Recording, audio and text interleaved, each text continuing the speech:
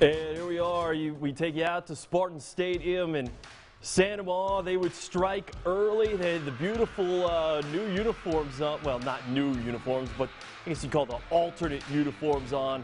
Wearing the red. They got the second half started off really, really well. Gators thinking they were a roll. Then the number 7 team in the state, the East Ascension Spartans, would come back. And for our final update, let's just go ahead and take you right out there. We'll take you live to our football Friday night game of the week. They're in East Ascension, and a winning head coach right alongside our very own Morgan Beard. Morgan? That's right. Emphasis on winning head coach. East Ascension's Darnell Lee right beside me after his Spartans 20-13 win. Coach, first of all, thanks for joining us here on the show. Yes, sir. We appreciate it. And Santa Monica, they won the previous 2 matchups. Last year, they beat you guys for a share of that district title. How does this one feel, especially getting this one at home? Well, it's our first time home in a couple of years, and with all our fans, the way they came out and supported us, we wanted to win it for them. Our guys, sometimes we wear our emotions on our sleeve when it comes to talking about our fans because of the way they support us, our community, administrators. We got my principal over here taking pictures, And like we told the guys, man, anytime you play in this game, you just want to have lasting memories, Not everybody get a chance to play in a rivalry like this one. Yeah. And like I told them, for some of those guys, our seniors, this will be, their last regular season football game. And this is as close as they'll get to a college atmosphere. So just wanted them to soak it up. And you mentioned it's special for your players, and it's special for you. I mean, you're an East Ascension guy through and through. You bleed the blue and yellow. What's it mean for you? I mean, as a coach, I know you're removed from your playing days here, but still, it means something extra to you as well, huh? It does, man. And, my main thing is I came back home. Coach Paul Bourgeois gave me that opportunity to come back and give back to my own community. And, a lot of these kids are my former classmates' kids. And, it's always sweet when you can beat Santa Monica, man. It's that type of rivalry. We're friends before we play. That week we're playing, we're getting after each other, but then after that, we're friends again. So, we're just excited about getting the dub. And, for me, it is special being home.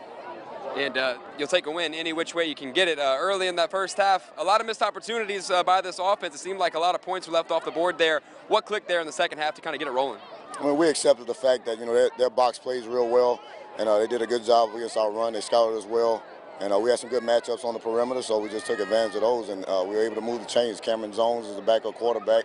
We moved him to the slot, and he came over with some big catches for us. Steve McBride and Savon Robertson, those guys have been making plays all year for us. So Jason Wakefield's also been doing a great job as a 3-year starter, and just able to keep some drives alive. And coach came over to play Damon McDonald, a defensive end.